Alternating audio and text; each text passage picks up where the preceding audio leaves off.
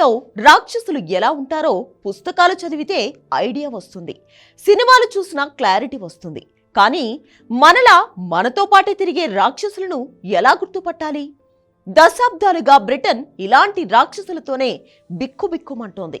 మనలో ఒక్కరిగానే ఉంటారు, మన చుట్టే మనతోనే నడుస్తారు. ఒంటరిగా టీనేజ్ అమ్మాయి కనిపిస్తే మాత్రం వాళ్లలోని రాక్షసుడు బయటకొస్తాడు. డ్రగ్స్ అలవాటు చేస్తారు, వేధింపులకు దిగుతారు, 100 ఏళ్ల భవిష్యత్తును ఒక్క రోజులోనే నాశనం చేసేస్తారు. వీళ్లంతా సింగిల్ గా కనిపించే నటోరియస్ గ్యాంగ్స్.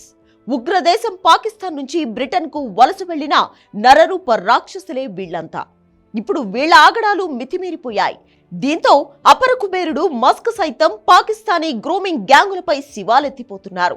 వారిని కంట్రోల్ చేయలేకపోతే ప్రభుత్వాన్నే దిగిపోమని ఆగ్రహం వ్యక్తం చేస్తున్నారు. ఇంతకు యూకేలో అసలు ఏం జరుగుతోంది? దశాబ్దాల క్రితం పొట్ట చేత పట్టుకుని యూకే వెళ్లిన పాకిస్తానీలు నరరూప రాక్షసులుగా ఎలా మారారు? టాప్ స్టోరీలో చూద్దాం.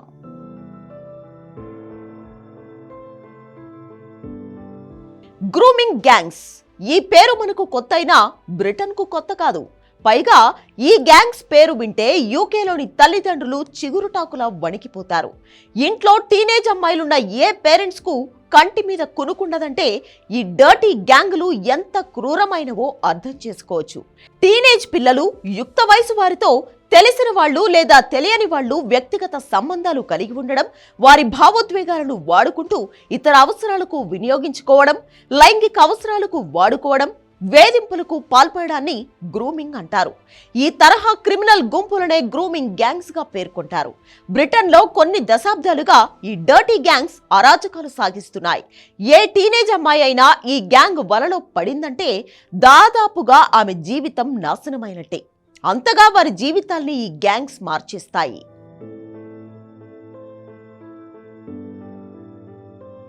గ్రూమింగ్ గ్యాంగ్స్ ఆడపిల్లల్ని తమ లైంగిక అవసరాల కోసం వాడుకుంటాయి.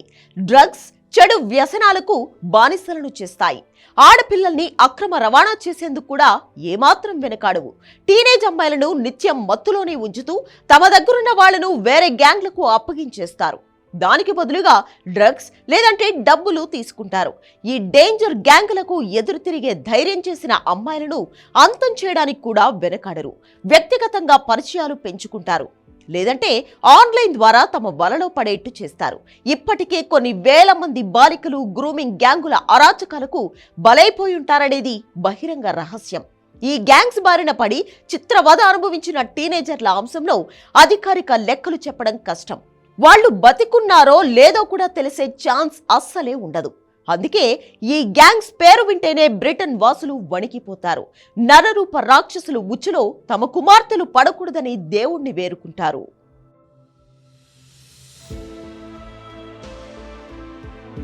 నిజానికి ఈ నటోరియస్ గ్యాంగ్స్ లోని క్రిమినల్స్ అందరూ బ్రిటిషర్స్ కాదు. అత్యధికులు బ్రిటన్ పాకిస్తానీయులే. గతేడాది బ్రిటన్ అప్పటి హోంమంత్రి బ్రేవర్మనే ఈ నిజాన్ని బయటపెట్టారు. పాకిస్తానీలే ఎక్కువగా గ్రూమింగ్ గ్యాంగ్స్ లో ఉన్నారని చెప్పారు. అప్పట్లో ఆమె వ్యాఖ్యలను పాకిస్తాన్ ఖండించింది. కొందరు వ్యక్తుల నేర ప్రవర్తనను మొత్తం సమాజానికి వర్తింపజేసి తప్పుగా ముద్ర వేశారని ఆరోపించింది. నిజానికి బ్రేవర్మన్ చేసిన ఆరోపణల్లో వాస్తవం లేకపోలేదు. ఇప్పటికే అరెస్ట్ అయిన గ్రూమింగ్ గ్యాంగ్ సభ్యుల్లో మెజారిటీ వ్యక్తులు బ్రిటన్ పాకిస్తానీలే అని తేలింది. రాజకీయంగా ఉన్న లొసుగులను వాడుకుని పాకిస్తానీలే బ్రిటన్ టీనేజర్లను టార్గెట్ చేస్తున్నట్లు నివేదికలు తెలిచాయి. అది కూడా ఇప్పటి మాట కాదు. ఎన్నో ఏళ్ల ముందు నుంచే ఈ గ్యాంగ్స్ లో పాకిస్తానీల ప్రమేయం ఉంది. కానీ పాకిస్తాన్ మాత్రం తమ దేశ పౌరులు అమాయకులు అంటూ బొంకుతోంది.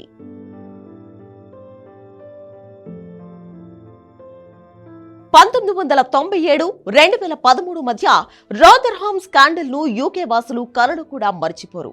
ఆ 16 ఏళ్ల వ్యవధిలో రాదర్హామ్ ప్రాంతంలో బ్రిటిష్ బాలికలు తీవ్రమైన అత్యాచారాలకు, లైంగిక దోపిడీకి గురయ్యారు. 1400 వరకు అమ్మాయిలు బాధితులుగా ఉన్నారని స్వతంత్ర విచారణలో వెల్లడైంది. బాధితులు తమకు జరిగిన అన్యాయంపై ఫిర్యాదు చేసేందుకు ముందుకు వచ్చినప్పటికీ యూకే సర్కార్ ఈ గ్యాంగులపై కఠిన చర్యలు తీసుకోలేదని ప్రధాన ఆరోపణ. ఈ దారుణాలు జరిగిన సమయంలో క్రౌన్ ప్రాసిక్యూషన్ సర్వీస్ అధిపతిగా ప్రస్తుత యూకే ప్రధాని స్టార్మర్ ఉన్నారు.